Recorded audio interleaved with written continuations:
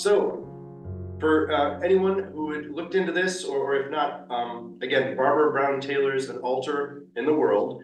Today we're going to look at her chapter called Incarnation, or the Practice of Wearing Skin. And she's got a lot of stories, again, in her, wonderful anecdotal kind of thinking about another good, Southern preacher who knows how to just make things real. And how, let's think about the corporeal for a bit, and how historically, since Jesus himself, the Jewish faiths talked about, our bodies. We're here to do things, not just think about things, and how that's changed over the millennia, I guess, through the Platonic, how the Bible, the New Testament was originally interpreted by Greeks.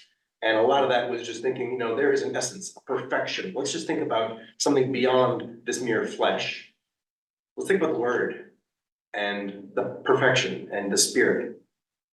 And then through other things of different Western thought, which is just kind of told us that Rene Descartes, the Cartesian way of thinking things, the body is more known than the mind. And so let's just think about things that really matter. What's inside, which can't be perfectly or even well expressed through physical things. And so a lot of this physicalness of our lives and our spiritual lives was kind of lost. She finally goes through this chapter by talking about, well, here, let me just start quoting her and how she starts this chapter. Again, she's a really good storyteller. She says she's once preaching at another chapel, and she got there early, and she was walking around the sanctuary and noticed a large icon of the crucified Christ, and she's just been looking, and she was alone in the church, noticing how beautiful this physical person was. Yes, he was scarred, wounded, dead on the cross, but just loved the art. And another person from the church came in, and they were admiring the icon together, until Barbara Brown Taylor said, she remarked, "It's beautiful, isn't it?" And the other woman said, "Oh, it is surely that." And then Barbara Brown Taylor said, "Why isn't there any hair on his body?" And the other woman said, "I can't believe you're saying that. I can't believe it." So some people can get offended by thinking, okay, Jesus was a person and he wasn't perfect. And so that was just her way of kicking off the whole chapter of let's think about this. Let's think about our bodies and the things we can do spiritually instead of just talking about them all the time. So, Alan, is there anything else we should do to start off talking about how we should think about our bodies? Or you're doing well. Okay. Let's see. Here's one thing. This is kind of to sum it up. No, I don't want to sum it up, but the first paragraphs. I'll quote her paragraph. She says, "I am not sure when Christian tradition lost confidence in the body, but I have some guesses. Although Jesus was a Jew, many of his earliest interpreters were Greeks who divided body and soul in ways that he did not. Again, Descartes did not help matters by opposing nature and reason in his philosophy. Then along came the Protestant Reformation with its deep suspicion of physical pleasure, followed by Freud's dark insights into human sexuality. Add to that the modern scientific reduction of the body to biological matter, overlaid by Victoria's Secret ads, and it is small wonder that many of us are uncomfortable in our flesh." And so she goes on and on, I guess a lot of other anecdotes about how to feel comfortable with one's own body. God made us this way, right? We shouldn't feel bad about ourselves. We shouldn't make fun of others. We're all going through the same problems, aren't we? Same pains, aches. We all get older. Things fall apart. And so don't treat ourselves, our own bodies, certainly with shame or scorn at all. And don't do that to others. And in doing that, maybe we can just, do a better job of remembering this, how God meant it to be, basically. As she called it, our bodies remain God's best way of getting to us. That all things spiritual have to start somewhere. And this is her argument that it starts with the physical things. Because how do we first maybe conceive of, something greater than ourselves? Is it something, was a thought planted in our heads? Well, where did it come from? It had to come from something, that we felt, physically felt. Put a little more, let's see. A little more flesh on the bone here. How else did she,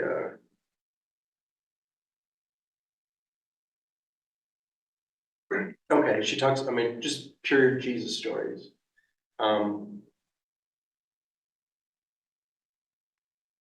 give you one more, well, there'll be a lot of more quotes, but she keeps referring to, his last days. And what did he do? Sure, he said a lot of wonderful things, but he washed everyone's feet, basically his last night. That was really important. That's really Especially then, because everyone wore sandals That's right, and your feet were dirty because you walked all the time. No one had a car. all the time. There were dirt and sand, yes, it was the worst part, the ugliest part of your body. Right. The feet, oh my gosh, you're touching someone else's feet. So, It was a person thing. so here it is, this is how she puts it.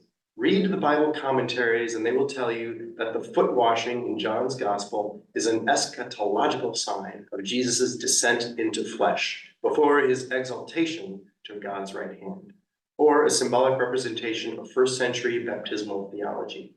But I will tell you this, after years of watching bodies being dug out of craters in Manhattan, she wrote this book in 2009, so 9/11 was still kind of fresh in American imagination, of course. After years of watching bodies being dug out of craters in Manhattan and caves in Afghanistan, after the body counts coming from Southeast Asia, Gaza, and Iraq, most of us could use a reminder that God does not come to us beyond the flesh, but in the flesh, at the hands of a teacher who will not be spiritualized, but who goes on trusting the embodied sacraments of bread, wine, water, and feet. Do this, he said. Not believe this, but do this in remembrance of me. So it's not a long chapter, it's about 12 pages, but she leaves a lot to the imagination that she sparked when I read this. Like I said, it's basically a lot of other of her anecdotes. I know one thing, when I went to seminary, when I went to theology school, I did not. I came out of the South, evangelical South, and I had no conception of the importance of the incarnation of Jesus. Christmas was Christmas. It was the celebration of Santa and the celebration of Jesus being born. I didn't realize how important it was to say that God became flesh, became one of us. And that in that very embrace was God saying that our flesh is vital and important. And one of the things I learned in theology school that I think is invaluable for us to remember was that the Jewish way of thinking about body versus the Greek, which you mentioned, was radically different. Jews understood that the body, mind, spirit were indivisible from each other, at least for human beings. We are our whole selves. And when God created, God called the creation, flesh, good. And in the Jewish faith, when they think about dying and coming back, they understood that it wasn't a soul leaving a shell of a body. And the Greek the thought was that the body is kind of evil. It's something we've got, and one day we get to get rid of it and let the soul be free and ascend to its eternal destiny, whatever that looks like, and whatever faith that they believed. They thought the ultimate goal was to free the soul from the body. But Jews, when you hear about the second coming, it's always about bodies being resurrected out of the grave. And that was the belief. That's why the bodies were buried carefully in certain places, facing a certain east. And if you go to Jerusalem, the cemetery is facing east on the hillside around the ancient city of Jerusalem. And so they believe that, you know, the bodies come out, and then Paul deals with it in one place. Where in Thessalonians, one of the Christians saying, what's happening? Some of us are dying. What's going to happen? What's going to happen? Because, you know, and Paul says something along the lines of, well, the bodies will be resurrected, but given a new body likened to the old. So he's not giving up on the Jewish idea of the body being inseparable, but that God can recreate like God does from the bones in the desert, that image in Ezekiel. You know, the bones come together, and it's a vision that Ezekiel has of Israel coming back, and the people of Israel coming back to life. But it still involves something of that unity. And which, when you think about it, is a real gift, because it's an affirmation of flesh. It's an affirmation of sexuality. And I think the Jewish faith is not shy about sexuality. Read your Old Testament. It's not mild. In some places it's rather vulgar, some of the scenes in the Old Testament. I bought a comic book version of Genesis that someone did. One of the great comic book writers did one on Genesis. And I thought I'd give it to Luke, and I was looking at it. Well, there's the rape of there's Tamar having sex with her father. I mean, in bold print, you know, and I thought, no, he's not ready for that. But it's shocking how visual it is. It's shocking how physical it is. And I think it's a wonderful, I forget the guy who, if I said his name, those of you know comic books, oh yeah, he's the great comic book writer. A current. He's dead now, novelist? he died a few years back, I can't think, he writes a lot of the comic books. Sure, it's something we've heard of. Yeah, so, Okay. and it's an interesting book, because you can read the whole book paraphrased with the graphic images and pictures, so. I wonder if I can still find that. It's Googleable. So, Nancy? Well, I'm real confused. Good, it's a good place to start. Good. yeah, Is there a common thread here? Is there a purpose for this big argument between somebody who's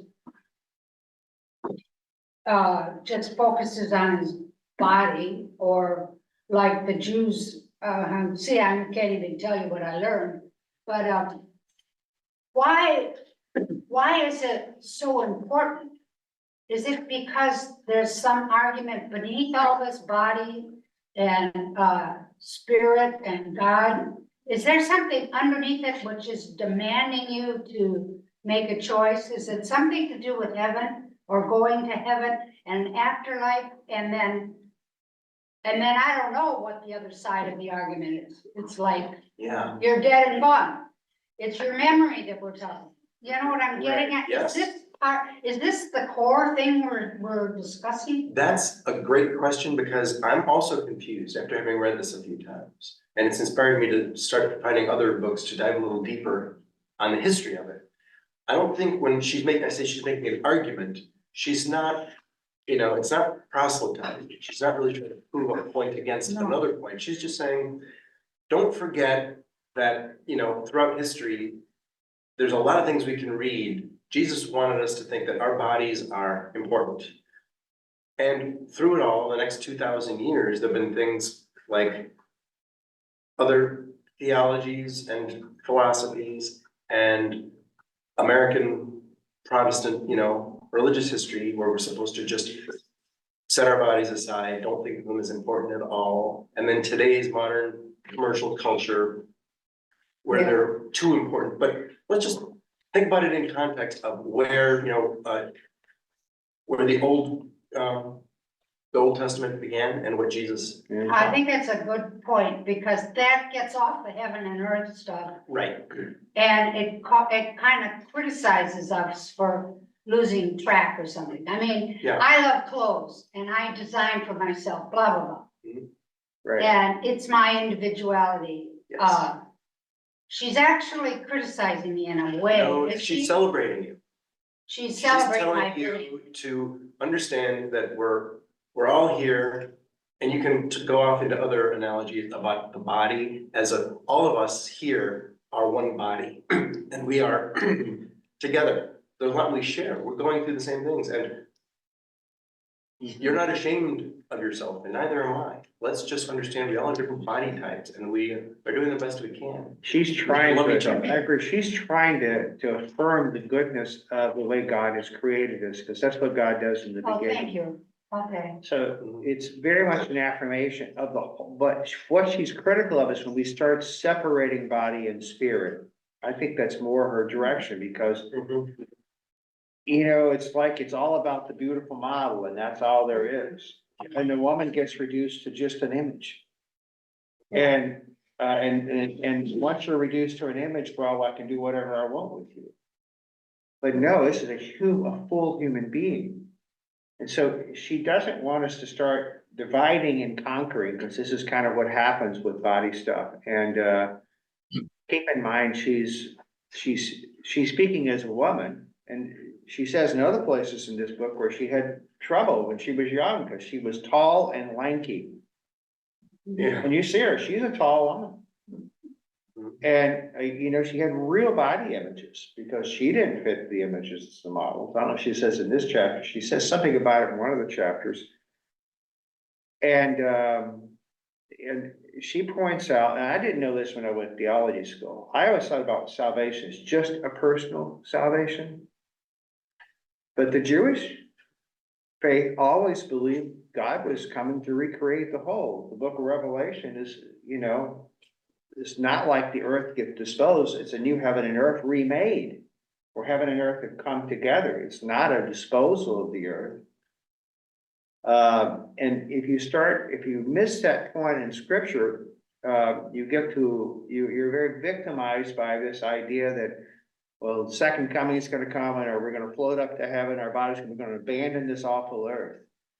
Well, there's nothing in Revelation or in theology in the Bible that I see that really supports it. There are some images of us being raised up, but in the Jewish idea, it would be something of our body essence too. It's not just disposing of it all. That's right. And I think, and God so loved the world that God gave God's only son. It's not just God so loved human beings, it's God so loved what God created. It's a reaffirmation of creation. And I'm sorry, because popular culture has all but lost that. And I had no sense of that coming out of an only evangelical culture in the South. And it's still hard to reconcile it, because many of us still think about heaven in the other way. I still think about it, my image, because I was raised with that. But I think it's something more Of than heaven as just. just the somewhere up in soul, the the clouds. spending and leaving the body. And because I mean, part of me is like, well, there are times when I'm feeling really bad. I'd be glad to get rid of this body. Be able to, you know, do you ever feel like that? It'd be great to get a new, I think of it. It wasn't discussed in any manual way, as I recall. It seemed to be a sort of assumption that it would be translated. I don't know how any other way, but it was never discussed. as I recall. it's a mystery, of course, Mhm. but there is some transformation that takes place, is what Paul says, basically. But it doesn't forget the old. We So, trusted that and didn't fuss with the physical. you know? right, Exactly. But we didn't think of Yes. heaven as anything physical. But we there's should. healing and wholeness is obviously part of the vision of resurrection. Because Jesus is healed and whole. He has the signs of what's happened, you know? And that's why some people, and I've heard Jeffrey say this, believe it's really important to understand that there's a body resurrection in some way. And it's interesting to me because if you read the resurrection appearance stories, on the one hand, you have Jesus appearing through the doors from nowhere, or appearing on the countryside, walking with the people. On the other hand, he's eating food, and he's having people touch him. On the other hand, he's in the garden and Mary's, don't touch me. So you get this real mixed image of spirit versus, but no, definitely physical. And I think the early church understood his resurrection as physical. I think there's no denying scripture for that. You can decide what you think of that one way or another. But there are problems if you just do away with the bodily resurrection, theologically speaking, because it's important that the whole of earth be saved in some way. That's right. And Carol, your hand was up. Sorry, I didn't see you before. Carol, did you have something? Well, doesn't have anything to do with the idea of resurrection, which I think is an interesting concept for us to think about. But I was thinking about the need for us to interact on more than a language level. The physical level is extremely important. And I think about, particularly in care and calling or in the medical profession, how important the idea of touch is. And communicating with touch is I think it's a very, very important part, which I think she's really focusing in on. And just the physical act of caring for one another and being in body, being physically in the presence of others is really, really important. You think about the problem with loneliness. People die of loneliness when they're not engaged with when they're not connected with one another. There's nothing more soothing than having somebody sit next to you or give you a hug, or especially if you're ill, to have someone touch you. So I think she's focusing on that as well. But of course, the resurrection is a totally other issue. I think I have a different perspective from being where I'm from. Because we had an era which was charismatic, and people looked at people who were fashion forward in the church as not serious Christians. To be considered a Christian, you didn't have to wear your hair. I mean, anybody who dressed, they put you in the category of being in the world and not being a serious Christian. And women who wore pants was a big no-no. Women who what? Wearing pants. So, and that was all the idea of not being exposed to certain things. So my mom used to come from London and go back to Ghana, and then when she decided to wear pants to church, I mean, they probably wouldn't even let her into the church. Wow. But when people realized that later on in life, some of the churches started operating like in the Western world, and that was what enlightened people. And so now the so-called charismatic ministers, they are the ones that want to be dressed sharper than anybody. And now they are relating it to the fact that if you are properly presented, that means you have more of God's blessings on you. And so that's what, but before then. Success, it's the gospel of success. Yes. So, I mean, I have a different view of it because I can understand. And I tend to be somebody, because I relate things into the reality when I go there, whereas they are brainwashed to something that everything is a spiritual attack, everything is demonized. So when you are It's either seeing good or bad, there's Yes. evil spirits, there's bad spirits, and yes, this person's possessed, it somebody can becomes very attack, yeah. judgmental. So I understand that. So you mean the idea that the person's been attacked has, over the years, as clothing has changed, the attitudes of who is attacked has also changed. Well, people have now changed their perception, and it's now we are now realizing that those who lacked it is the ones that criticize those who had it. Mhm.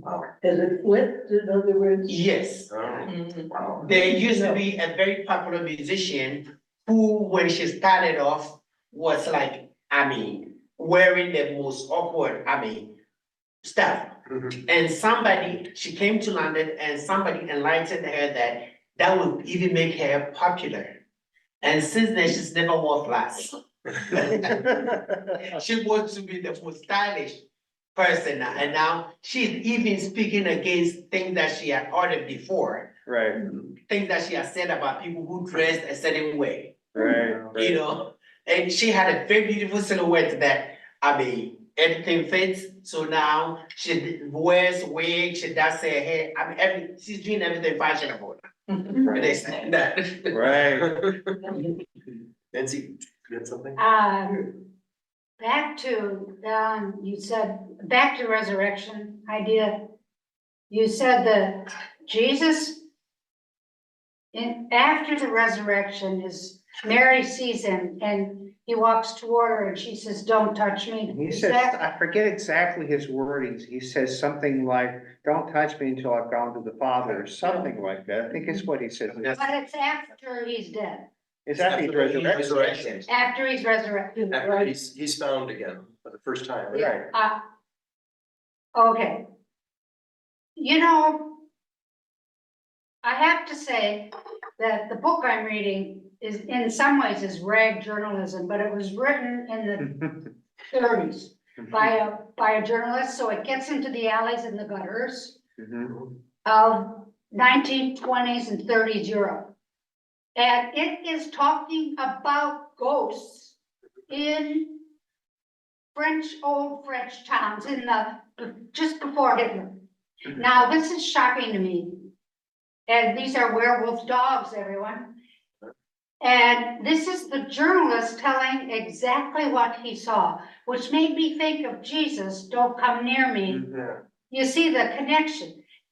Right, But this man is renowned as an intellectual, and he's telling you word for word what he saw, which makes me shiver.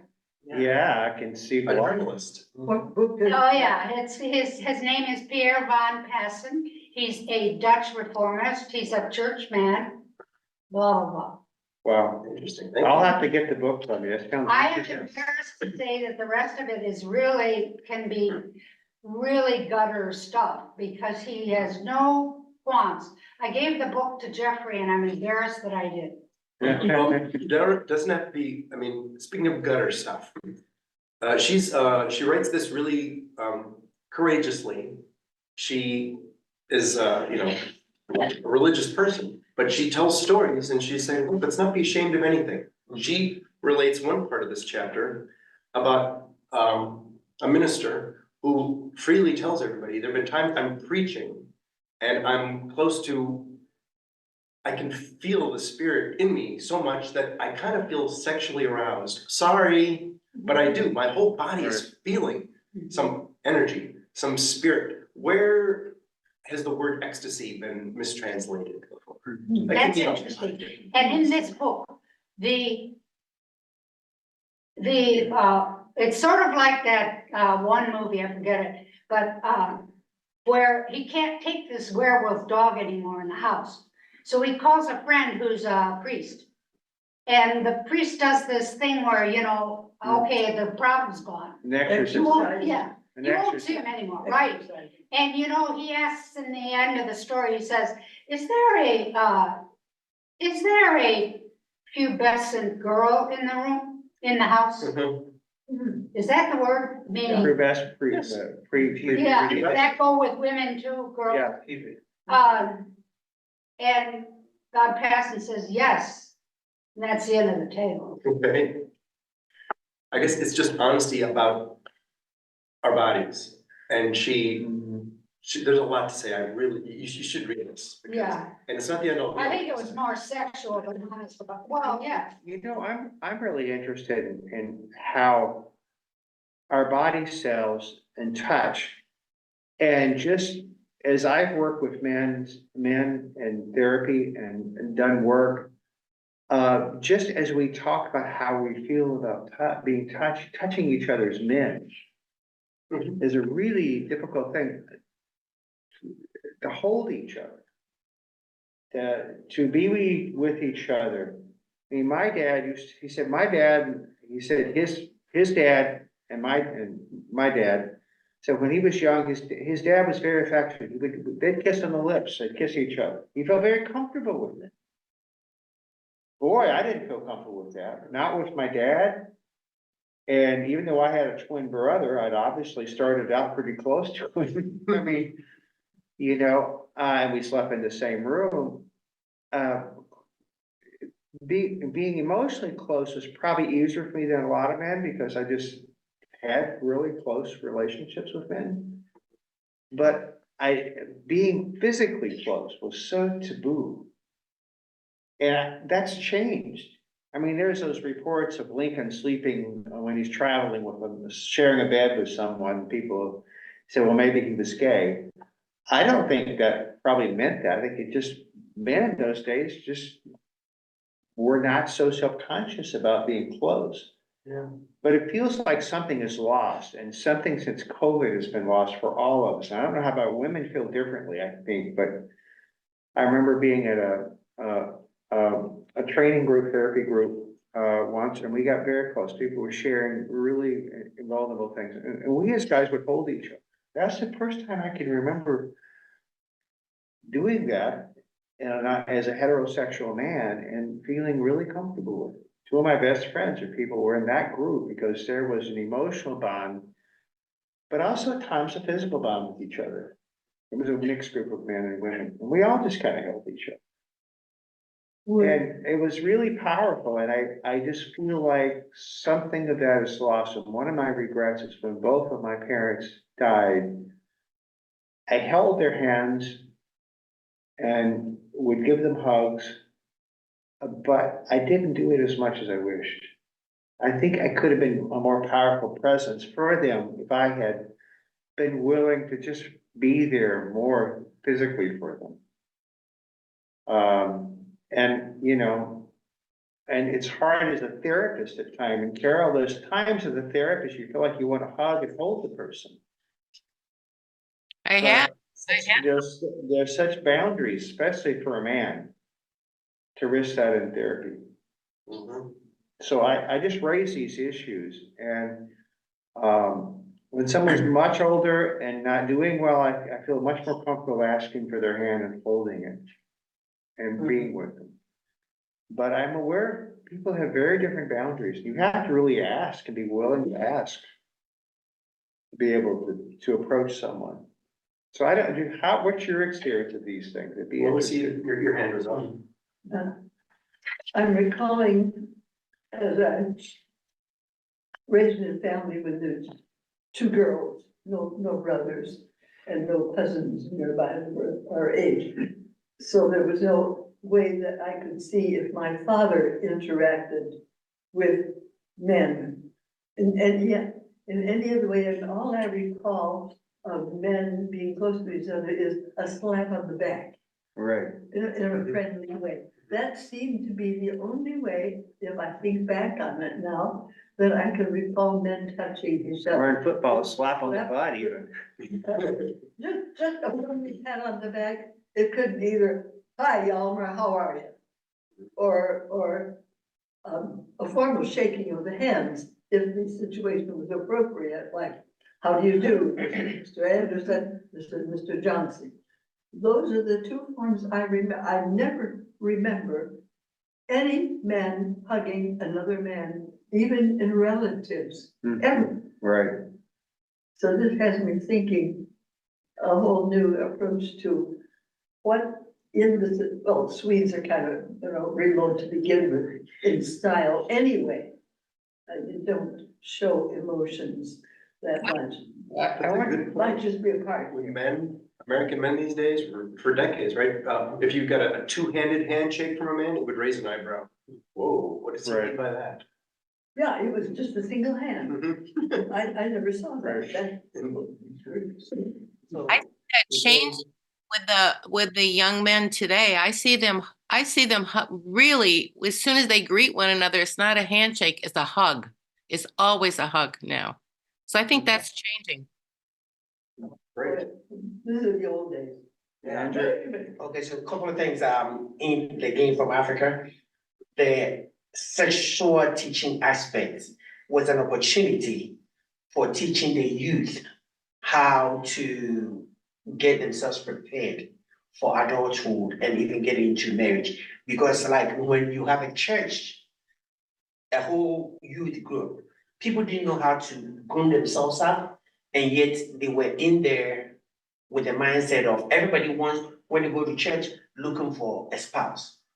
So Mhm. if we didn't talk about how to get yourself ready for that, you have young men who go do all sort of things and get all sweaty, and then won't get cleaned up, and they just come to church because it's time to come to church. And go sit to a girl that he has a crush on, and of course, the girl smells that bad odor and then goes away. It becomes something. So it was an opportunity Right, to teach them. And again, in Ghana, I mean, we had no qualms. Like when I was growing up, men hugged, men held hands. right, We didn't know anything until recently that people are being leading to the fact that if two men hold hands, it implies something else. right. So When did the that culture, start?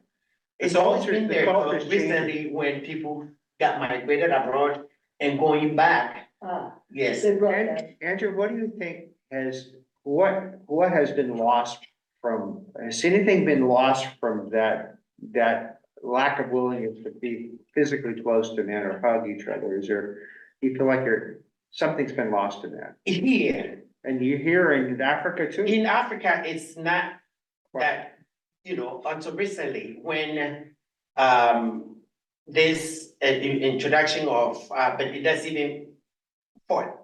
But it was not common to see, I went to a boarding school, and they were all girls boarding school, all men boarding school. We did things together, we became like brothers in the, Right, you hang your clothes, and if we had a group, a set of people, we have an event to go and you prepare what you're going to wear. If you hang it out, you go back and you don't find this, and then you go meet your friend wearing that set of clothes that you had over there. We were like, we would laugh about it. We were very close.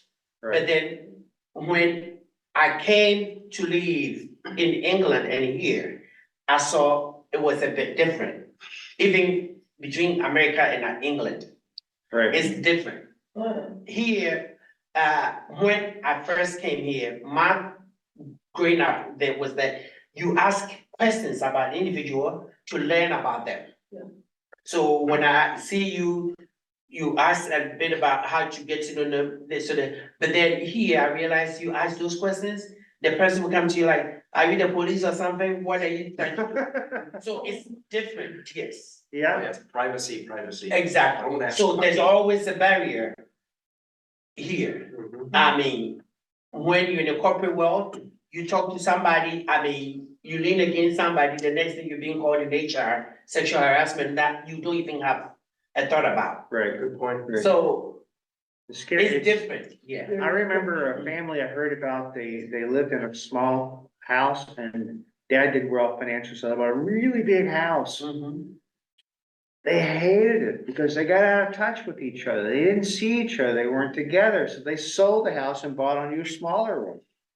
Because they miss being the closeness, and it just feels isolation and loneliness is such a big issue now for people. And I think something's lost, and I even wonder about how sexuality, between a man and a woman or a gay couple would be different and maybe it's different in the gay community and lesbian community, but would be different if we were, as men, more willing to be physically affectionate and demonstrative with each other. It would take, because we put everything on the relationship, I think men often put everything on the relationship with the physical, with the one woman. And I just feel like maybe that causes problems in the relationship. It's just an intuitive thought of mine. I'm not sure, I'm sure someone studied this. Well, there was it really rings a bell. Since I was sort of doing other things, house cleaning, but on TV last night, whatever station it was, they were discussing the problem of loneliness. Right. Big news. And some percentage given to this big a vast study by now on the problem that is infiltrating our society and what it leads to physically as well as emotionally and socially. So it's big news in areas. That's serious. And I think myself, if you're paying more attention to the little goodie in your hand and pushing buttons than looking up and making eye contact and conversation, which 50 years ago was all we had. Oh, yeah. Yeah, That's the whole difference. Plastic is in the way. Basically. right. Amazing. Yeah, it's a shame. The thing that makes life more convenient is making life less human. Right, and you know, you think about where things are headed too. Robotics, Exactly. and you know, maybe I always thought the older generation was kind of old-fogey because the older generation looked on any changes of, oh, that's a problem and problems, and now I'm older and I'm thinking, there's a problem. I'm beginning to think I'm a little bit more conservative than I used to be, because you realize some of these changes I find scary. And the depersonalization feels like a scary prospect. How we depersonalize each other when we, I tried to call Disconnect. some company the other day. You could never forget a human being. Yeah, yeah, that's true. And I just gave up, said, this is ridiculous, you know? I wanna talk to a human, a person. It's You probably know- gonna get worse with the But AI. I said, I'm old, Of course, with and you AI. know something, I call insurance not company. me, but there's no one to listen to me. I feel old too. Just as a lot of science, neuroscience is telling us that this whole duality since the Enlightenment is basically wrong, because our minds and our bodies are one. What happens to our stomach affects our brain and vice Yeah. versa, right? Yeah. But now with AI, we're supposed to get ready for a new era of just complete disembodiment. I won't be here for then, and I'm so happy. I don't want to be. We're not. And I want to hear reactions from people at home too. So there's something else, just to let our author here speak for herself. A couple other quotes really, I thought, felt really good, not just for the substance of this topic, but how she puts it, because she's a great writer. So let me tell you this, she's basically on, you know, we claim to be followers of the Word made flesh. And this Word made flesh, the life of Jesus himself, why are we now treating our bodies, our flesh, with shame and scorn? So another part, through her growing up, you know, at the time of Barbie dolls. And she Oh, has a yeah. really scary thing when she was a kid or a teenager watching a Jane Fonda movie called Barbarella, which earned her a really awful nickname. She doesn't tell us why. I've never seen Barbarella, but. Because her name is Barbara. Oh, well, there you go. They called her Barbarella because she was supposed to be wearing like black leather, a sci-fi movie or something. Oh, it's that movie, Jane Fonda. Jane Fonda in Barbarella. right, but there's it's a movie where the woman dresses in black and white with the whip and a lot of dogs, black and white dogs. Oh, 101 Dalmatians? Not 101. Not Okay. 100, it's like not 101 Dalmatians, but That's my favorite. something, something else. Well, anyway, here she says, just talking about her own life and growing up, and after her teen years, she says, when understanding finally came as a young woman, not by reason, but by faith. The first thing I understood was that it was not possible to trust that God loved all of me, including my body, without also trusting that God loved all bodies everywhere. God loved the bodies of hungry Cruella children. de Vil. Cruella de Vil. Yeah, That's what I, okay. thank you. So God loved and loves all bodies everywhere, she says. God loved the bodies of hungry children and indentured women along with the same bodies of sleek athletes and cigar smoking tycoons. Well, we might not have one other thing in common. Nothing else. At least we all wore skin. We all had breath and beating hearts. Most of us had wept, although for not the same reasons. Few of our bodies worked the way we wanted them to. The vast majority of us were afraid of dying. So there we are. We all, we're all basically the same. And again, we are listening to the Word made flesh, and let's realize what we have in common and take care of bodies. And in Carol? conjunction with that, she goes on, she says, my body is what connects me to these other people.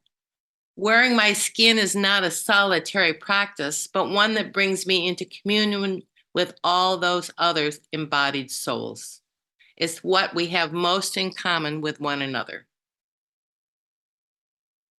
A lot of good stories, basically. Any other thoughts? Anybody? Chuck, is your hand up? He's pondering. 7:30. I think it's interesting. I don't know how broadly this book is read these days, but we have the store that we take turns being the store owner from 11:30 to 6 days a week. You can shop at the store and pick up all kinds of goodies you need, from toothpaste to cookies to bread, etc. And I had this on the counter, so when the customers aren't there, I was reading it. And somebody came and said, oh, that's a good book, I'm reading that. Great. And pays to advertise. So I'll continue when I do that thing, I'll carry it along. As I get older, I feel, you begin to realize when you get older, you lose some capacities. So, having my shoulder problems, I can't lift up too much weight this way yet. But I just begin feet problems occasionally, and I keep thinking, gosh, all those handicapped people I've seen all these years. And now I can see as I get older, that becomes me in some way. And we think it's so far off and somebody else is dealing with this, but not me. But we have it in common. And that's why I like that statement, saying we share this in common. I saw a guy getting in the pool. I was swimming, finally went for a swim on Friday, and he had no arms, very short feet. And he walked himself and got into the pool and just kind of dove in. He could swim just with his feet. Thalidomide, Excuse me, thalidomide. is that what that? Remember the- Yes, They- cause birth defects. Yeah. Yeah. If he was an old man, it raged through England. And some people, got the pills over here in other places of Europe. He was a Oh, great singer who was a thalidomide baby. Yes. Remember, that one. There's a girl? minute. I'm trying to think of his name. He was a happy kid, the parents handled it just right, but he recorded, he didn't perform in public, he recorded, this was about 50 years ago. I saw him on stage. Did you? So who did? Wow. Do you I can't remember his name. I can't either, but just. It'll come in the middle of the service. there was a guy who had, Discount, that kind of a place. I wish I could find this video. There's a guy who's a motivational speaker and he doesn't have much legs, he doesn't have much, you've seen it? That's The in kids are crying because you said, is that it? Yes. What's his name? Nicholas James Vujicic. And he speaks, and kids just start bawling because they feel bad about their bodies and themselves. And he's saying, look at me, man. And the opening scene of this little video he does, he's in front of a soccer net and people keep kicking it into the net. He said, hey, it's not fair. And he's joking about it because he just is so clearly accepting of who he is. And there's so little of him. And I thought that's the most impressive video for kids who feel so bad about their bodies or overweight or their faces don't fit their, you know, the right look. Gosh, I've thought about sometime my last church using a video about him, but I think it's copyrighted, as a part of the sermon.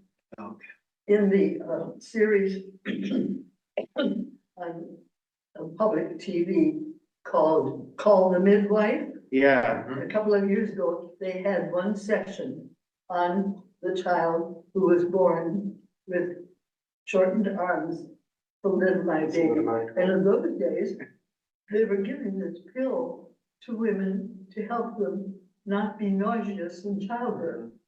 And that's how this came about, and all right, part of the discussion was a remarkable series, episode about that, starting to wonder if what they are giving with this new medication is causing this. Yeah. Once they did realize it, but it was too late for thousands.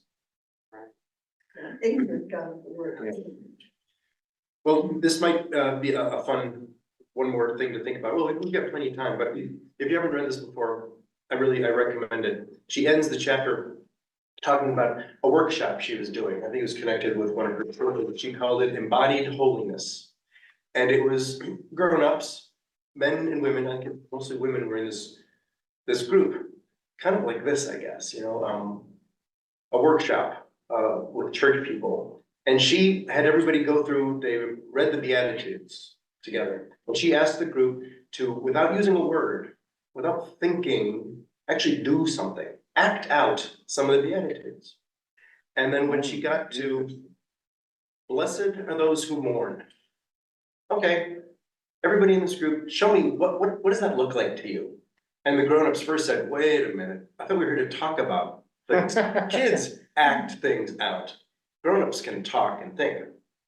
But they had to do something, so they stood up and amongst themselves, they just put together a little skit without any words. So blessed are those who mourn, and one person lied down as if they were dying or really sick, and the others just gathered around and got close, touched the person, prayed, and they were close, they were holding hands, and the way she puts it, kind of formed a cathedral around this person. They were mourning somebody. And that's how she ends the chapter, just to think, look, there's there's something beyond just our thoughts. There's a lot that we can do with that. We are, you know, my soul's address is this flesh, and that's what we all, you know, can do. Doesn't Paul say that we are the ears, the eyes, the feet, the hands of God? That's right, all Is together. it Paul? we are the body of Christ. We are the body And of we are Christ. all different parts. And we are different capabilities and different things that we can do, but we're all the body. To do without, the hand can't say to the leg, I don't have need of you, or whatever. So, yeah, the eye can't say to the ears, you're not important, because you are. I mean, the whole piece works together. It's a That wonderful actually image. works for a lesson in life on anything, the Yeah. idea that we support you, or I support you. Right.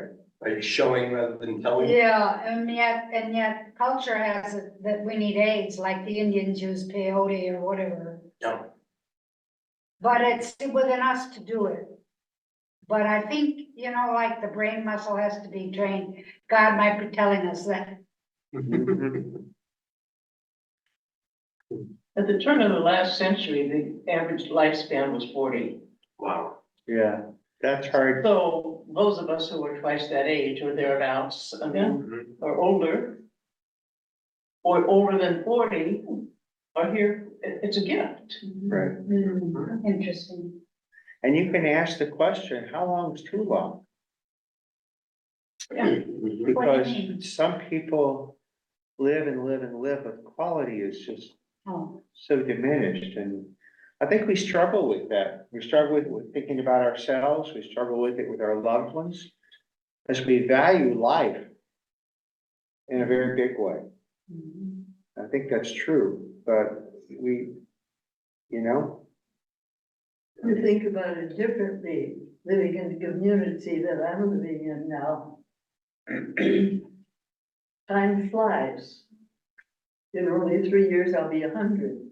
Last week, I got an invitation that a friend of mine who's now moved to Brandell, but, is Axelton, she's partially, needing care. Christine Scholes, her husband, a wonderful painter, vowed he'd paint 100 paintings before he died. At the age of 100, he died 2 weeks after his 100th birthday, and he'd made it. And we had a huge exhibit of Wow. Don's paintings. This kind of alive. He also was head of the drama group and was in memoirs. That's how I knew him. So Christine and I, before she moved, sometimes had dinner together. Alert, lively. She was 4 years younger than her husband. And she's having a birthday party, and I'm gonna play party piano. Oh. And we're all looking forward to seeing Christine and having a really good time with her. She's only 100. That is the point, you know? She's only 100. well, it's a, There are others that are much older, right, all totally changed. And if you're in this atmosphere of, you know, meeting him in the hall, and these days the hall is out and it's cold, construction is going 240 right now. And it's a noisy place to live in these days. And every time we turn around, oh, there's a new entrance, or they're really tearing that place down now. The staircase is gone, etc. By the way, if you do visit anyone, check with do check daily, because things change all the time, to see how you can get in. oh, yeah, That's important. yeah. Trying to explain to them, I carry maps. If anybody is saying, how do I get there? Yes, some places are complicated to get around. I gotta get into this. What's our next assignment, sir? Oh, yes, next week we are, oh, shoot, Alan? Next week, we're doing, community. Yeah, I'm talking about community, as we said in the beginning. I forget what exactly the chapter. This is community. So we're going to a little more details. We'll see where it takes us once the conversation starts. We're living in community with each other. And if anybody's interested, like I said, this chapter made me go to the library and check out something that just came out within the last year. This is a book called God and Anatomy. Her name is Francesca Stavrakopoulou, a professor of ancient religions, and basically how the history in, think about the monotheism that started thousands of years ago around Southwest Asia and our anthropomorphic thoughts of God. And so she goes through chapter by chapter, the different body parts of God. And it's not for the faint-hearted, some of it, because we're talking about all these different body parts and how it has affected monotheism and Western culture, basically. Why we always thought God was a man, a powerful man, strong man, whether he had a lot of hair or not, it's just. Well, those are the ones in charge. They want to say that would be the point. You think, If yes. you're physically strong, you're there. Women are home having babies Mhm. on a pretty regular situation before birth control. Yeah. And I still am dropping my jaw when I hear about people these days having 14 children. Every year or every other year. And also, one of the Supreme Court people also wanted to pass laws barring contraception. I mean, we are yo-yoing in this society of ours that will take us back to the dark ages if we let